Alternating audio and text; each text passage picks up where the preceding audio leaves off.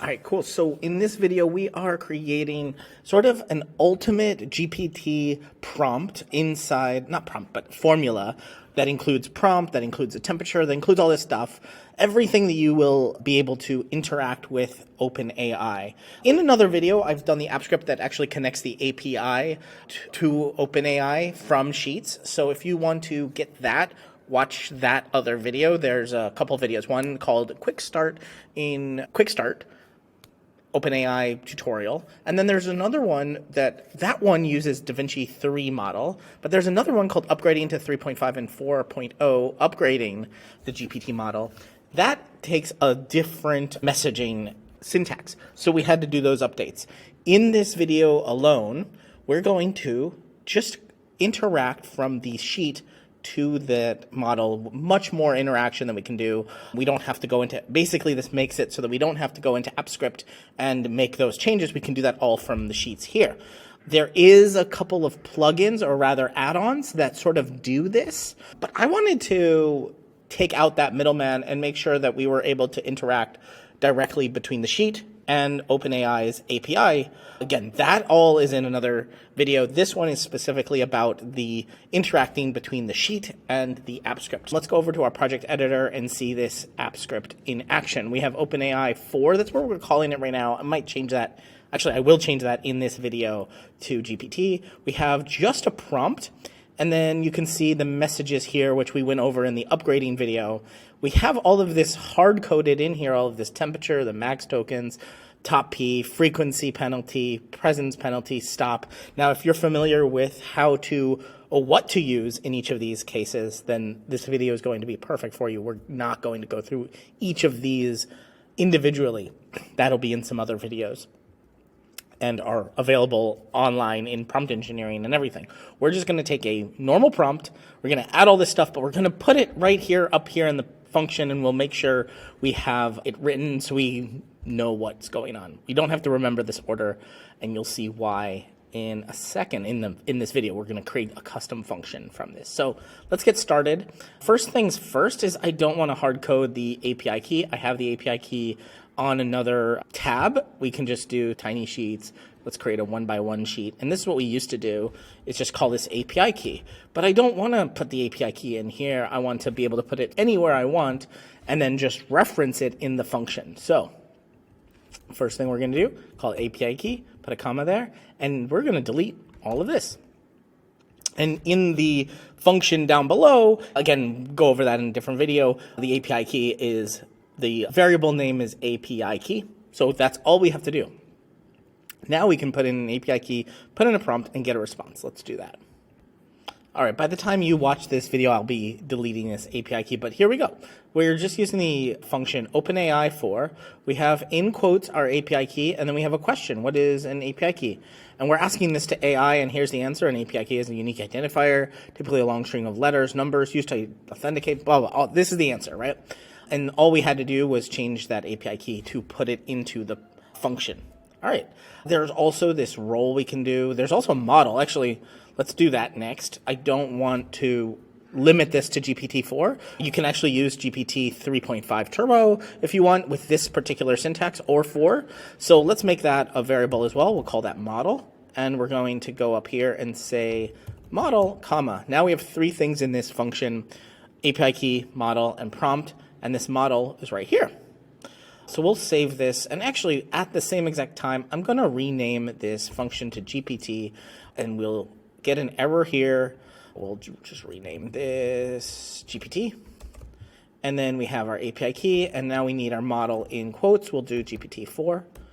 And we will ask a different question just so we see a different answer. What is an API GET call? We'll ask that question. This will take a moment to get back to us because it is GPT-4. It seemed like when I was doing my test, GPT 3.5 Turbo was much faster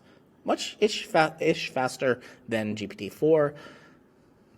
And here's our answer, an API GET call, and here's all of our information. As we're doing this and as we're editing this GPT function here and we're getting this response back, I realized let's actually use Google Sheets to its maximum, right? Let's take this API key, let's move it out to another cell and actually reference a cell in this because we can. We're going to do this in B2, actually. We're going to paste that function, but we're actually going to put this let's call this AI here. And we're going to call this API key. So just in case we might want to use different API keys down the line, and we might want to do other things here. Let's move this model. And actually, we're going to change the model too, but we're going to change it to C2 and put the model here. Put GPT-4 and call this model. And then we're going to use the prompt. Take that away and put in D2. There we go. And there's our prompt. But let's change this prompt just so we know we're actually getting some answer here. All right. We have prompt. Okay, so now we have API key, our model, our prompt. It's all in a sheet here. What else can we do? We want our role. So this is the system role. Again, we're just going to delete this and put it into here, system. And I'm actually going to change that to system because we want to do one more thing. We might want to put assistant in here. It's going to get a little complicated, but let's just do that first. We got system. We need to make sure it is the third thing here. So we'll do E2. And we can leave this blank. For now, it actually, I think 3.5 almost, some ignores the system. But we have the prompt, we have the system. And our max tokens right now is only 500. Let's change this to an input as well. So we might get an answer here. Doesn't really matter. We're going to keep working on this. Maybe we want to put our prompt in a different place. We can in a moment, but let's put temperature. Actually, we'll call that just temp. And instead of 1 here, we'll do temp. And now we know we have a prompt. Let's actually move this over so that this is in order B, C, D, E, system prompt. And then we'll have, what do we call it? Temperature. And we're always going to get an error as we go through this because we don't have our F2 for temperature. What do we want here? Actually, let's do just 0. We had it 1 in the hard-coded, but here we can also change it. But we can say 0 to 1. And I do want this to go faster a little bit. So we're going to do GPT 3.5 Turbo as the model. And see, instead of having to go into the app script, edit that, save it, and come back, we can now assign it in this text field. And that was pretty quick. So we have our prompt. We can ask what is the translation of, you can do something like, what is the translation of heartache to Klingon? I don't know. I don't know what the answer will be, and I don't know if it will even be correct. But you can see that GPT 3. We'll see if GPT 3.5 is faster than that 4 was. Yeah, that was much faster. Let's just format this to here. Ooh, okay, I guess that's an answer. But let's keep going. We have max tokens. We're going to go tokens. We're going to do tokens. And again, I'll show you a little bit of helper we can do here once we get a few more. We just have a few more to do. Tokens, and we're going to put in actually 100 to make it a little bit shorter. We have top P, so we'll do top P, and we'll just add this comma, top P. And we'll just do a few more. Frequency, presence, and then stop. And we'll just do that. Frequency, press, and stop. Okay, see, all we have to do is write this variable up here in this function area here, knowing that whatever is there, when we enter that function in the sheet, will go through all the way. So we have tokens, then top P, then frequency, penalty, then we have, what is that, presence penalty? Yeah, presence penalty? I don't know if I spelled penalty correctly. Penalty, frequency, penalty. Then what was it? The last one was stop. Cool. And again, we have to go through this GPT, and now we know we're just in the right order, hopefully. G2, H2, I2, comma, J2. I think I want to have top E1, 1, we need 0, 1. we can look back and see if there was any difference. But we have top P, frequency, presence. So right now, if we take this formula, we want to do equals GPT.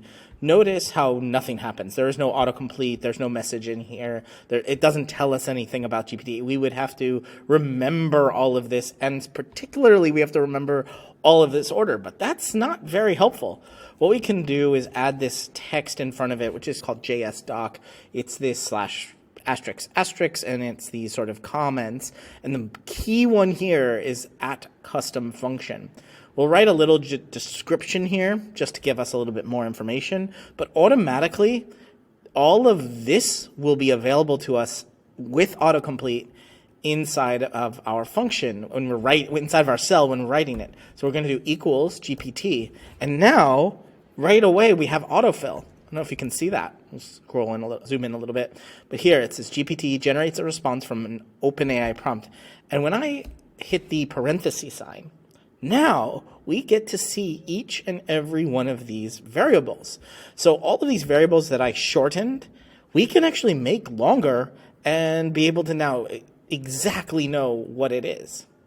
All right, so we can change this from temp to temperature. And the only thing we have to do is change this variable here that we use, temperature, tokens. We can even call this max tokens, maybe. And that reminds us, oh, that's maximum tokens. So let's go back here. Let's do that parentheses again and see now we have temperature, max tokens. This top P, we can actually call it top P instead of top with two P's. It can live better in our memory of, oh yeah, that's top P. Instead of top, did we misspell that? Frequency. We can take the entire text here, change that, change frequency, change presence penalty. There we go. Save all of that. And now when we go into our parentheses, all of this is the exact order that we need. So we don't necessarily have to remember this. This makes it so much easier to use this GPT function inside of Sheets. And our API key can be anywhere. What we can do here is have some settings. This sort of is a fun thing to do. Add one column to left. Let's add another like 5 rows. And we're going to do API key here. We're going to do, what was the next one? Model. And this is if you want to set these individually and only once, right? We could take this GPT function and just copy and paste down. Now we can copy our API key over here. We can even try different models. It's actually, we're going to get some error because we don't have all of this stuff copied here, right? We don't need the system. We can see what is the difference between these two prompts with this same prompt, different models. We can say all of this stuff is also going to stay the same. And now the only thing we're changing is the model. We can compare the difference. We can take this whole row, copy it again a couple times, and change the temperature to 0.5 to 1. We can then keep changing each of these things and say, now we can see the difference between each of these items, right? See if that changes anything. But the other thing we can do in Sheets is use Google Sheets to reference different cells all the time, the same cell all the time, sorry. So instead of our B5 is our API key, we can set it, API key, only once. We don't have to copy it all the way down here. Say API key is there. And now change this B2 to B1 on settings. And what we'll need to do is do a $ in front of the B and $ in front of the 1. That way, $sign in front of the B, $sign in front of the 1, $sign, hit enter. And now as we copy and paste it down, you can see that the B1 for settings doesn't change. That cell is now referenced all the time. But the C2, C3, see it changes to C4 all the way down, I, J, all of them change the row without changing the column. All right, but other settings we can do as well, because we might not want to test different models. We might want to say, hey, we're just going to use 3.5 turbo all the time, and we can just paste that there. Another thing we can do with Sheets is instead of having to type this out, so say we want to change it to GPT-4, and we're like, do we really want to have to remember, is it GPT-4? We can go to create a dropdown and just do GPT 3.5 turbo. Actually, I did spell that wrong. 3.5 hyphen 3.5 hyphen turbo. And we only have to get it right once. And then GPT hyphen 4. There. And so now, instead of having to type that out, especially type it out in every single prompt, or even keep it the same inside of our app script, we can keep it the same in the settings, and we can also have this drop-down menu that changes this from GPT 3.5 to 4 anytime we want. And it'll change all of our everything. We just have to make sure that we are setting this correctly. So we do same thing we did before, settings, exclamation point, and I think it was B2 with $signs in front of the B and in front of the 2. Now we can copy and paste this all the way down. We're going to use GPT 3.5. It is B2 for the model. So these columns don't have anything to do. We delete them, and now they have no impact whatsoever here. So that means we have a lot more room to put our system prompt, to put our prompt, to put temperature, to play around with tokens a little bit. We can see what is the difference if we do 100 tokens, 500 tokens, 1,000 tokens. We don't have to deal with changing that model. And as we do that, maybe, I'm not going to do it in this video, but each of these, as we test them out, we'll find the ideal setting, right? And then go add it to the settings. Do exactly what I just did. Add it here, change it in our GPT here. Now, why would we do that and not put it in the app script? This just makes it more flexible, easier. It is flexible because we can edit it in the app script, right? 100%.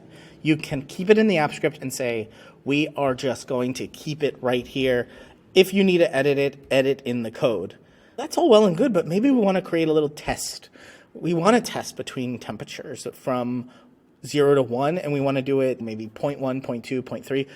But maybe we also want to do 0.01, 0.02, 0.03. We want to see what is the where can we really hone in? Tokens, we might want to test between 100, 1,000, 4,000, but also we might want to test between 102, 103, 104, right? Same as top P, same with frequency. We might want to create a grid where instead of doing just one test at one time, we can create a grid of all these tests all the time. I had done in a previous video or post, I did 168 jokes, right? Because I wrote different inputs and also different prompts, and I created a grid. That can be done now with this GPT function that we've now created. And it makes it so much easier to use this function because we added this JS docs custom function text right here. That makes it really cool. So we don't have to come back to this app script time and time again to remember what do we have to put into this function. Really cool. And I hope you learned a lot in this video about just making this app script a little bit easier to use. Once we have the app script done, and we're like, okay, we want to change these variables, especially with AI, especially with GPT now. We want to be like playing with this stuff, right? There is a playground on OpenAI's website, but we want to create our own playground. What happens when we change this temperature? What happens when we change the max tokens and the top P? What happens when we change the stop? I haven't gotten into it yet, but there are also, how do you change the system role? How do you do assistant and user prompts? How do you add in multiple prompts if they do exist? So we have to do a little bit more here if we want to create a real chat experience in here. But maybe we don't. Maybe you're using ChatGPT right now to do a lot of writing and a little microcopy or some kind of copy, and you're like, oh, I want to see how it twists 3 or 4 different ways, right? Maybe you're not looking to test the temperatures from all the way from 0 to 1, but you do want to see what is 3 or 4 different. What do 3 or 4 differences make in writing in GPT? And ChatGPT might not be, you might be copying and pasting already all of this information, and you're like, I want to just scroll down and just copy this once and for all, right? Use Google Sheets to aid you in your writing in GPT. And I hope this was exciting for you, and I hope you'd learned something with GPT and Sheets. And if you are a Google Sheets member, if you are a Better Sheets member, you definitely can get this sheet that you're looking at right now down below on Better Sheets. And also the original video where we did updated it to 3.5, this API call, you can get that, and you can get the original one as well that we just did to DaVinci 3. Happy writing, and hope you enjoy working with GPT and Sheets. If you're looking to write more in Google Sheets, check out this video that I made to recreate ChatGPT inside a Google Sheet. Members get to see that and get updated GPT-4 access. Also, if you're looking for more productivity hacks, check out this template that I redesigned from Ali Abdal. I think you'll enjoy